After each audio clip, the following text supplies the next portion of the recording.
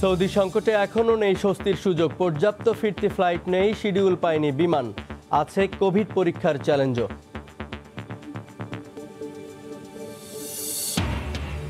অবৈধ সম্পদ আড়াল করতে মৃত বাবাকেও ছাড়েননি স্বাস্থ্যের ড্রাইভার মালেক। ভুয়া তথ্য দিয়ে গড়েছেন মাজার, আতাত ছিল প্রভাবশালীদের সঙ্গেও। এই যে কাজ নিছি, যে কাজের দাম হচ্ছে 25,000 টাকা, নিচে 28,000 টাকা দিয়ে। কাজ কাম কম, মনে হয় আপনি কাজ করাবেন না, আমার তো অভাব। করোনা মহামারীতে কাজ নেই, খেটে খাওয়া মানুষের আয় কমেছে প্রায় অর্ধেক, জেকে বসছে দারিদ্র্য।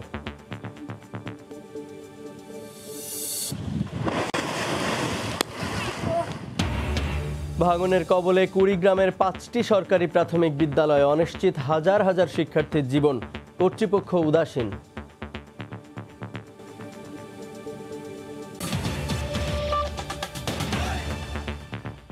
সময় সংবাদের সঙ্গে আছি আমি জুবাইর ফয়সাল। সৌদি প্রবাসীদের সমস্যার একটি বিহিত হলেও মিলছে না স্বস্তি, কারণ ওয়ার্ক পারমিট বা আকামার নতুন মেয়াদ 17 অক্টোবরের মধ্যে পর্যাপ্ত ফিরতি ফ্লাইট নেই বাংলাদেশ বিমান কিংবা সৌদি এয়ারলাইন্সের।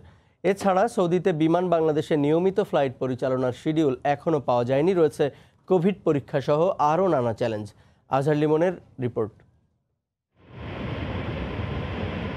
26 ও 27 এবং 29 ও 30 সেপ্টেম্বর বিমান বাংলাদেশ এয়ারলাইন্স জেদ্দা ও রিয়াদে যে দুটি করে ফ্লাইট পরিচালনার অনুমতি পেয়েছে তা কোনো নিয়মিত ফ্লাইট নয়। চার্টার্ড ক্যাটাগরিতে এই 4টি ফ্লাইটে করোনা পরিস্থিতির প্রেক্ষাপটে প্রায় 1000 জন যাত্রী যেতে পারবেন। প্রবাসীদের দাবি, এভাবে দেশে আটকা পড়া প্রায় 35,000 প্রবাসীকে সৌদি আরব পাঠাতে ফ্লাইট দরকার পড়বে কমপক্ষে 130টি। কিন্তু ওয়ার্ক পারমিট বা আকামার নতুন মেয়াদ 17 অক্টোবরের মধ্যে এতগুলো ফ্লাইট পরিচালনার সক্ষমতা সৌদিও বিমান বাংলাদেশ এয়ারলাইন্সের আছে কি?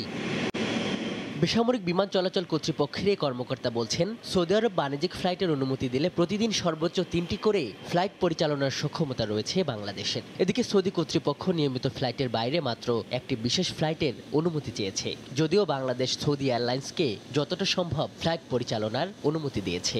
জটিলতা মানে আমরা তথ্যটা সঠিকভাবে পাচ্ছি না। সৌদি আরবের সিভিল এভিয়েশন অথবা তাদের সৌদি এয়ারলাইন্সের পক্ষ থেকে যে আসলে তাদের জটিলতাটা কোথায়, তাদের প্রবলেমটা কোথায় বাংলাদেশ বিমানকে শিডিউল ফ্লাইট অনুমোদন দিতে।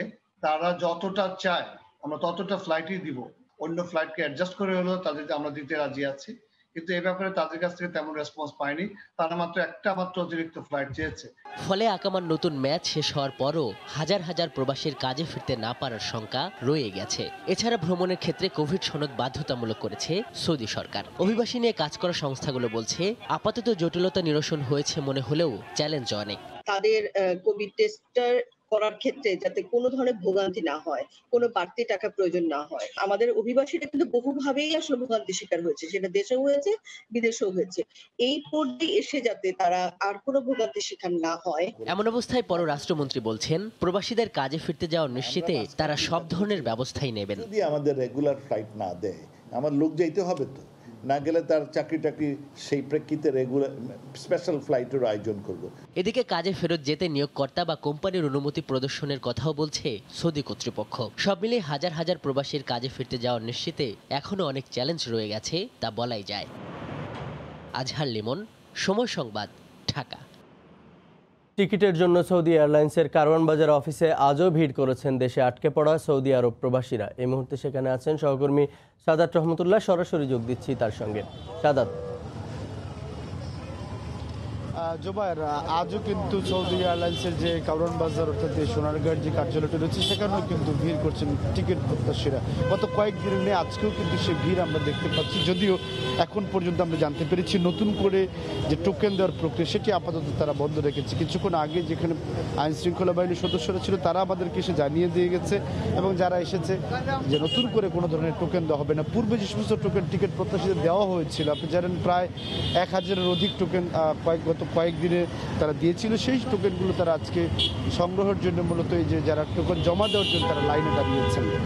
ফলে নতুন করে এখন আর টোকেন দেওয়া হচ্ছে না। গত কয়েকদিন আমরা দেখেছিলাম যে আসলে টোকেন দেওয়া এবং টিকিট প্রত্যাশীদের যে বিশৃঙ্খলা ছিল কিংবা দাবি দাবা ছিল, তারা যে দাবি দাবাগুলো করেছিলেন সেটি অনেকাংশে মিটে গেছে, এবং যেই ভিসার ম্যাচ সেটিও কিন্তু বাড়িয়ে দেওয়া হয়েছে। ফলে তাদের মধ্যে যে ক্ষোভ বা যেই অভিযোগগুলো ছিল, এখন সেই অভিযোগগুলো একেবারে আমি এখন পর্যন্ত নতুন করে অভিযোগ তাদের মধ্যে পাইনি। তবে তারা বলছেন বিশেষ করে যে বিষয়গুলো নতুন করে বিভিন্ন জেলা থেকে যারা এসেছেন এই সকালবেলায় বৃষ্টিকে উপেক্ষা করে যারা লাইনে দাঁড়িয়েছেন তাদের জন্য একটা দুঃসংবাদ হচ্ছে যে নতুন করে তারা টোকেন দিচ্ছে না। কিছুক্ষণ আগে জানিয়ে দেওয়ার পরে কিছুটা কয়েকজন বিষয়টিকে দুঃখ প্রকাশ করেছেন যে যারা দূর দূরান্ত থেকে বিভিন্ন জেলা থেকে এই সৌদি যাওয়ার জন্য যে টিকিট সংগ্রহ করতে এসেছেন মূলত আজকে নতুন করে তাদেরকে টিকিট দেওয়া হচ্ছে না। এখন যে বাকি প্রক্রিয়াগুলো অর্থাৎ যারা টোকেন জমা দেবেন তাদেরকে শুধুমাত্র টিকিট দেওয়া হবে। আপনি জানেন এর মধ্যে সৌদির ফ্লাইট এবং ভিসার মেয়াদ বাড়ানো হয়েছে, এই বিষয়টিকে সবাই তারা সাধুবাদ জানিয়েছেন। ফলে গত কয়েকদিনের যেই টানা দুর্ভোগ এবং ভোগান্তি ছিল এবং টিকিট না পাওয়ার যেই ক্ষোভ ছিল সেটি অনেকাংশে এখন আর নেই, সবাই সুশৃঙ্খলভাবে লাইনে দাঁড়িয়েছেন। তবে সেই লাইনে দাঁড়ানোর উপস্থিতি মানুষের সংখ্যা কিন্তু গত কয়েকদিনের তুলনায় অনেকাংশে আমরা দেখেছি যে কিছুটা হলেও কম, কিন্তু বেলা বাড়ার সাথে সাথে সেই সংখ্যা আরও বাড়বে। আজকে কী পরিমাণ টিকিট দেওয়া হবে বা কী পরিমাণ এই টোকেন জমা নেওয়ার বিপরীতে কাদেরকে কতগুলো টিকিট দেওয়া হবে সেটি এখন পর্যন্ত নিশ্চিত নয়। কারণ এরই মধ্যে আপনারা জানেন যে এই গত কয়েকদিন ধরে কিন্তু এই শুধু সৌদি এয়ারলাইন্সের ভিতরেই প্রায় 200 থেকে 250 মানুষ যারা অবস্থান করছেন, ফলে বাইরে নতুন করে প্রায় 500 লোকের যে টোকেন নেওয়ার কথা বলছে, সব মিলে আজকে কতগুলো টিকিট তারা দেয় সেটি এখন অপেক্ষা আমরা রয়েছে যে কতগুলো টিকিট তারা সংগ্রহ করে। এরই মধ্যে গতকালকে কয়েক দফা তারা আন্দোলন করেছিল ভিসার মেয়াদ এবং অর্থাৎ ভিসার মেয়াদ এবং টিকিটের যে তারা অভিযোগ করছিল যে কালোবাজারি, সেই বিষয়গুলোর কথা বারবার তারা বলছিল যে কালোবাজারের অভিযোগ ছিল তারা দীর্ঘদিনের যে টিকিট থাকার পরও তারা টিকিট দিচ্ছে না। এখন এই মুহূর্তে এই অভিযোগগুলো আমরা পাচ্ছি না। সব মিলে এখন পর্যন্ত খুব সুশৃঙ্খলভাবেই কিন্তু আমরা দেখেছি যে এখন পর্যন্ত সবাই সুশৃঙ্খলভাবে টিকিটের জন্য এসেছেন। তবে সবশেষ যে খবরটি আবারও বলতেছি সেটি হচ্ছে যে নতুন করে কোনো টোকেন দেওয়া হচ্ছে না সৌদি এয়ারলাইন্সের, আগের টোকেনগুলি তারা এখন গ্রহণ করবেন। এই ছিল এখন পর্যন্ত রাজধানী কারওয়ান বাজার সৌদি এয়ারলাইন্সের সৌদি আরব টিকিট বিক্রি সবশেষ খবর। জুবায়ের, কারওয়ান বাজার থেকে সাদাত রহমতুল্লাহ জানাচ্ছিলেন সৌদি প্রবাসীদের টিকিট প্রত্যাশী সৌদি আরব প্রবাসীদের খবর। স্বাস্থ্যের গাড়ি চালক মালেকের বাবার নামে প্রতিষ্ঠিত মাজারে যেতেন নায়ক নায়িকা সহ প্রভাবশালী ব্যক্তিরা। বাবার মৃত্যুর পর শুরু হলেও দুগ্ধ খামারের প্রতিষ্ঠাতা হিসেবে লিখেছেন মৃত বাবার নাম। পৈতৃক সম্পত্তি দাবি করলেও সব সম্পদ মালেকেরই কেনা। সরেজমিনে ঘুরে এবং তার প্রতিবেশীদের সঙ্গে কথা বলে এসব তথ্য জানতে পেরেছে সময় সংবাদ। তুরাগের দক্ষিণ রাজবাড়িতে একই চৌহদ্দিতে অবস্থিত স্বাস্থ্যের গাড়ি চালক মালেকের ছেলের নামে করা দুগ্ধ খামার এবং তার বাবার নামে প্রতিষ্ঠিত মাজার। দুটি প্রতিষ্ঠানের সাইনবোর্ডে দেয়া তথ্য এবং এলাকাবাসীর দেয়া তথ্যের মধ্যে রয়েছে গরমিল। এলাকাবাসী বলছে মালেক প্রথমে তার বাবা হাজী আব্দুল বারীর নামে মাজার প্রতিষ্ঠা করেন, পরে ছেলের নামে ইমন ডেইরি ফার্ম চালু করেন। তবে সাইনবোর্ডে মালেক নিজের নাম লিখেছেন আলহাজ এম এন বাদল। 1999 সালে বাবা হাজী আব্দুল বারী ফার্মটি প্রতিষ্ঠা করেছেন বলে উল্লেখ করেছেন। মাজারের সাইনবোর্ডে বাবার মৃত্যুসাল দেখানো হয়েছে 2005। প্রশ্ন উঠেছে অবৈধ সম্পদের পাহাড় আড়াল করতে মালেক এমন কৌশলের আশ্রয় নিয়েছেন কিনা।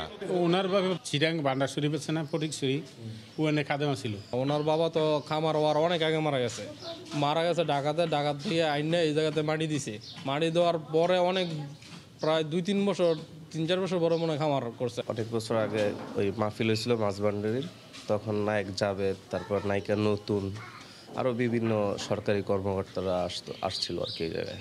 গত রোববার মালেক গ্রেপ্তার হওয়ার পর তার মেয়ে দাবি করেছিলেন বামুনার টেকে 8তলা ভবন গড়ে উঠেছে তার দাদার 10 কাঠা জমির ওপর। তবে জমির আগের মালিক পক্ষ জানাচ্ছে মালেক কাঠা প্রতি 10 লাখ টাকা দিয়ে 2011 সালে জমিটি কেনেন। জমিটা বিক্রি করছি 2011 থেকে। আমার আব্বা 7 সালে মারা গেছে, যাওয়ার পরে আমরা ওই ওয়ারিশের যে আমরা ভাই বোন যারা আছি সবাই মিলে বিক্রি করছি আর কি। 10 কাঠা জমি যে নিছে উনি আমাদের কাছ থেকে নিচ্ছে, আর আগে যে জমিগুলো কিনছে ওগুলোর কথা আমরা বলতে পারবো না। এসব অসঙ্গতির বিষয়ে কথা বলতে পরিবারের কাউকে পাওয়া যায়নি। ওমর ফারুক, সময় সংবাদ, ঢাকা। করোনা মহামারীতে দেশের অর্ধেকের বেশি মানুষের উপার্জন কমেছে প্রায় 74%। এই অবস্থা আরও করুণ দিন আনে দিন খায় মানুষের জন্য। দিনমজুরের কিছু কাজ শুরু হলেও পারিশ্রমিক কমেছে অনেক। শাতিলা শারমিনের রিপোর্ট, ক্যামেরায় ছিলেন আল মামুন। 17 বছর ধরে মোহাম্মদ ইসমাইল কাজ করেন মেগা সিটি ঢাকায়। জামালপুরের নরিন্দিতে 3 সন্তানের সংসার চলে এই আয়ে। এত বছরে কাজের এমন অভাবে পড়তে হয়নি ইসমাইলকে। কাজ কাম কম, মনে হয় আপনি কাজ করাবেন না, আমার তো অভাব করতে বাধ্য। এদিকে মোহাম্মদ শহীদুল্লাহ ঢাকার মধ্যেই আমুলিয়া মডেল টাউনে 28,000 টাকা চুক্তিতে এক সপ্তাহের মধ্যে মাটি ভরাটের কাজ নিয়েছেন অনেকটা বাধ্য হয়ে, কারণ এই কাজে আগে পেতেন 35,000 টাকা। খাটাতে হচ্ছে 17 জন শ্রমিককে। এখন জনপ্রতি তাদের হাতে দিতে পারছেন 500 টাকা করে, অথচ এই কাজেই করোনার আগে পারিশ্রমিক ছিল দিনে 800 টাকা। করোনার আগে খুব মাটির কাজ কাম আছিল, এই করোনা নেই কিছুদিন আমরা কাজ করতে পারি নাই। বুঝছেন, এনকা মনে করেন দেশের মধ্যে কাজই কম। এই যে কাজ নিছি, যে কাজের দাম হচ্ছে 35,000 টাকা, নিচে 28,000 টাকা দিয়ে। আগে মিস্ত্রির কাজ আসছিল, বিভিন্ন সাইডে খামার খুমার আসছিল, এগুলোর কাজ করাইতো। এখন পাবলিকের কাছে কাজ নাই। এই যে বালুর কাজ নিছি, মাসের মধ্যে দেওয়া যাইতেছে 8-9,000 টাকা পাই, খাওয়ার পরে 1,000 টাকা বাড়িতে দিতে পারি না। এদের মতন শহর কি গ্রাম, দৈনিক আয় কমেছে প্রান্তিক মানুষের। 2019 সালে যেখানে সরকারি হিসেবে দারিদ্র্যের হার ছিল 20.5%, এই সময়ে তা বেড়ে 41% হবার আশঙ্কা গবেষণা প্রতিষ্ঠানগুলোর। আরেক গবেষণা প্রতিবেদনে উঠে আসে, করোনা মহামারীতে দিনে আনে দিনে খায় এমন প্রায় 70% মানুষের আয় বন্ধ হয়েছে। 30% কম মজুরির অফার করা হচ্ছে। খাদ্য সহায়ক কর্মসূচি এবং তাদেরকে স্পেশাল কর্মসংস্থানের সুযোগ তৈরির প্রচেষ্টা থাকা উচিত। বসতবাড়ি থেকে শুরু করে সরকারি বেসরকারি নানা নির্মাণ কাজের যে সাইটগুলো রয়েছে দেশ জুড়ে, সেখানে এখন এরকম নিরিবিলি অবস্থা। অধিকাংশ জায়গায় করোনার কারণে অথবা আর্থিক সক্ষমতা না থাকার কারণে নির্মাণ সাইটগুলো এভাবে পড়ে রয়েছে। এ কারণেই যারা দিনমজুর তারা কিন্তু তাদের কাজ পাচ্ছেন না। এছাড়া যে অল্প কিছু কাজ রয়েছে সেখানে তাদের কাজ করতে হচ্ছে কম পারিশ্রমিকে। শাতিলা শারমিন, সময় সংবাদ, ঢাকা। করোনার সময়ে 1,000-এর বেশি লাশ দাফন করে মানবতার অনন্য দৃষ্টান্ত স্থাপন করেছে চট্টগ্রামের গাউছিয়া কমিটির তত্ত্বাবধানে থাকা একদল স্বেচ্ছাসেবক। লাশ দাফন ছাড়াও হাজার হাজার পরিবারকে খাদ্য সহায়তার পাশাপাশি মুমূর্ষু রোগীদের অক্সিজেন সরবরাহ ও অ্যাম্বুলেন্স দিয়ে হাসপাতালে পৌঁছে দেওয়ার কাজ করে যাচ্ছেন তারা। চট্টগ্রাম থেকে শাখাবার চুপুর ক্যামেরায় বিস্তারিত জানাচ্ছেন কমল দে।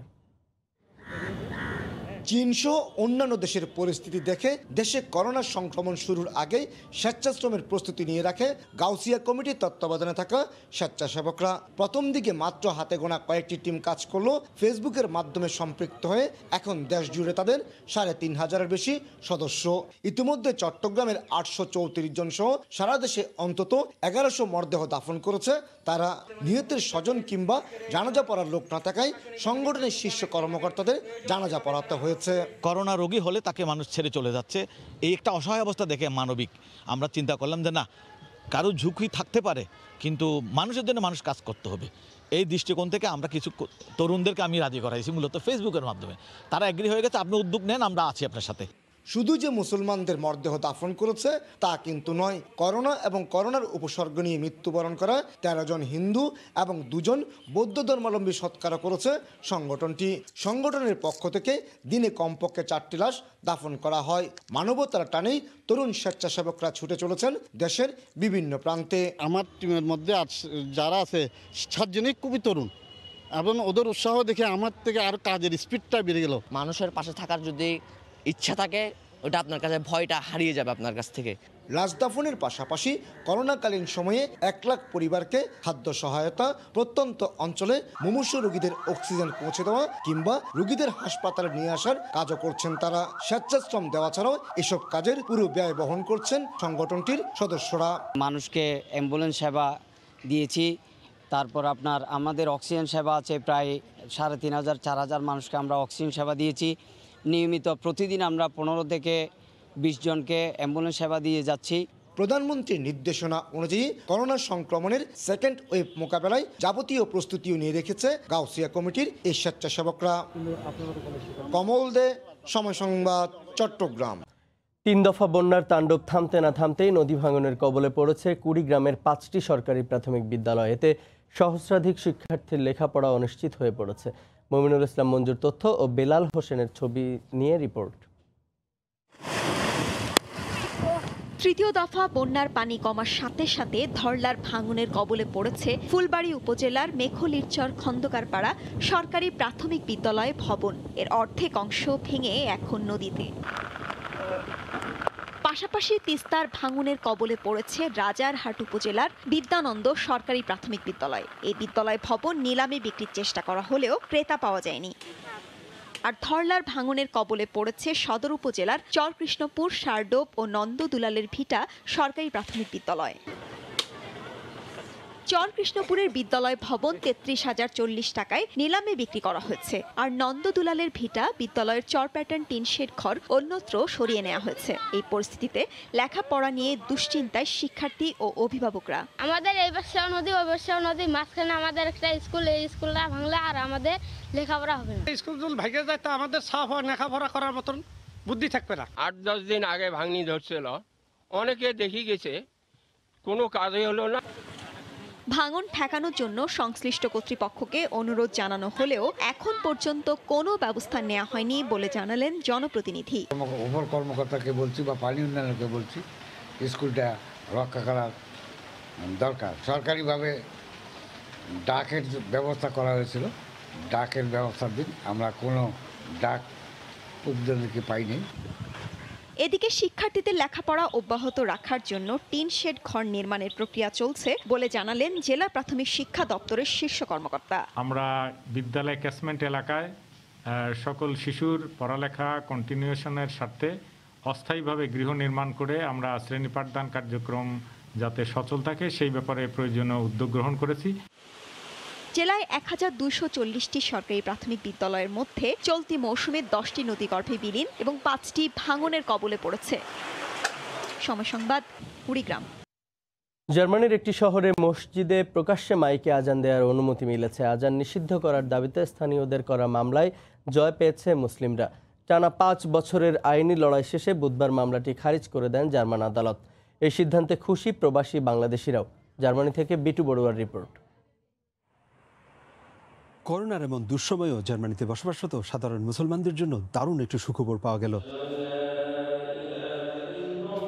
দীর্ঘ 5 বছর আইনি লড়াই শেষে জার্মানির নর্দার্ন ওয়েস্টফালেন অঙ্গরাজ্যের মিউনস্টারের কাছে ওয়ের এরকেনস্ট্রিক নামের একটি অঞ্চলের মসজিদে শুক্রবার জুমার দিন মাইকে আজানের অনুমতি দিয়েছে স্থানীয় আদালত। আর এতে দারুণ খুশি জার্মানিতে বসবাসরত বিভিন্ন দেশের সাধারণ মুসলমানরা। আসলে এটি একটি ঐতিহাসিক রায়।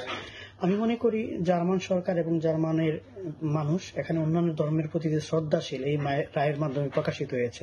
শুক্রবারে মসজিদে আজান দেওয়ার অনুমোদন দেওয়াতে আমরা প্রবাসী বাঙালিরা অনেক খুশি।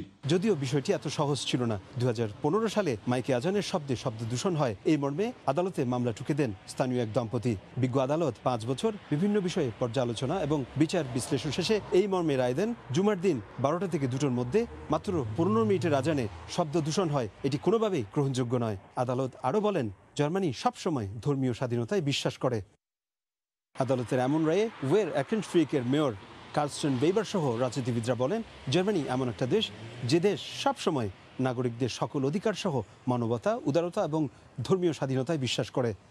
জার্মানির বার্লিন থেকে বিটু বড়ুয়া, সময় সংবাদ। রাজধানীর বুকে ঘুরে বেড়াচ্ছে হাজার হাজার বানর। দ্বিধা নেই কোনো জড়তা। বছরের পর বছর তারা বংশবিস্তার করছে, থাকছে ইচ্ছে মতো। বানরের সেই অভয়াশ্রমের খবর জানাচ্ছেন আতিকুর রহমান তমাল। ক্যামেরায় ছিলেন খলিলুর রহমান।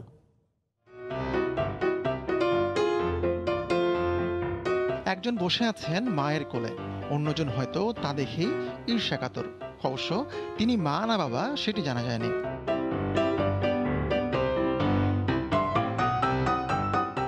না, কোনো চিড়িয়াখানা নয় কোনো বন বাজারও। এটা ঢাকা ক্যান্টনমেন্টের ভেতরের বাংলাদেশ বিমান বাহিনী ঘাঁটি বঙ্গবন্ধুর চারপাশের এলাকা।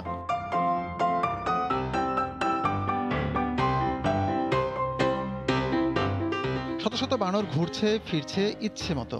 চলনে বলনে নেই জড়তা কিংবা ভয়।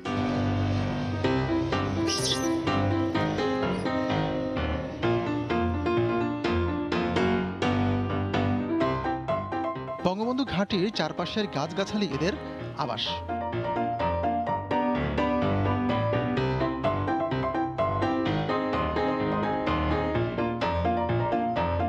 জানা গেছে, এদের খাবার দিতে প্রায় সেনাবাহিনীর অনেক কর্তাই ছুটে আসেন।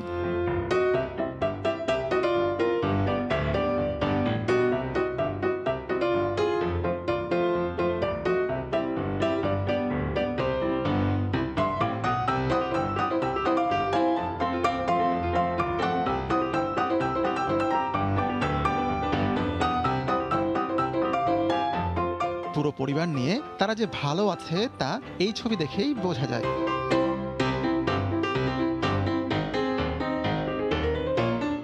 হঠাৎ বেশি মানুষের আনাগোনায় তাদের একটু বিরক্তি মনে হলো।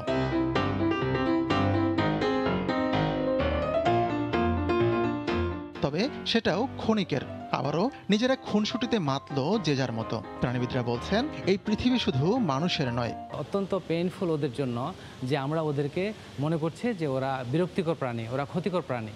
আসলে কিন্তু ক্ষতিকর প্রাণী না, ক্ষতিকর ওরাও আবার একইভাবে মনে করতে পারে যে আমরা ওদের জন্য ক্ষতিকর। সুতরাং আমাদের অনেক কিছু করণীয় আছে ওদের জন্য। মানুষ বেঁচে থাকতে গেলে পরিবেশ প্রয়োজন এবং পরিবেশ বেঁচে থাকতে গেলে প্রাণীর প্রয়োজন। সুতরাং প্রাণী, পরিবেশ এবং মানুষ সহ অবস্থান প্রয়োজন।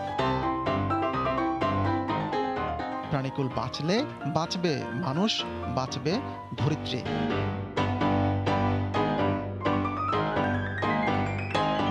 আতিকুর রহমান তমাল, সময় সংবাদ, ঢাকা। এ পর্যায়ে শীর্ষ সংবাদগুলো জানিয়ে দিচ্ছি আরেকবার। বৃষ্টি উপেক্ষা করে টিকিটের জন্য সৌদি প্রবাসীদের দীর্ঘ সারি, পর্যাপ্ত ফিরতি ফ্লাইট নেই, কোভিড পরীক্ষা সহ নানা চ্যালেঞ্জ।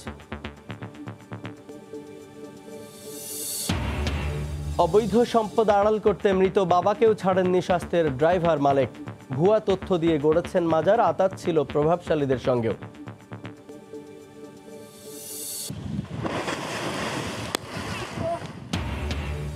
ভাঙনের কবলে কুড়িগ্রামের 5টি সরকারি প্রাথমিক বিদ্যালয়, অনিশ্চিত হাজার হাজার শিক্ষার্থীর জীবন, কর্তৃপক্ষ উদাসীন।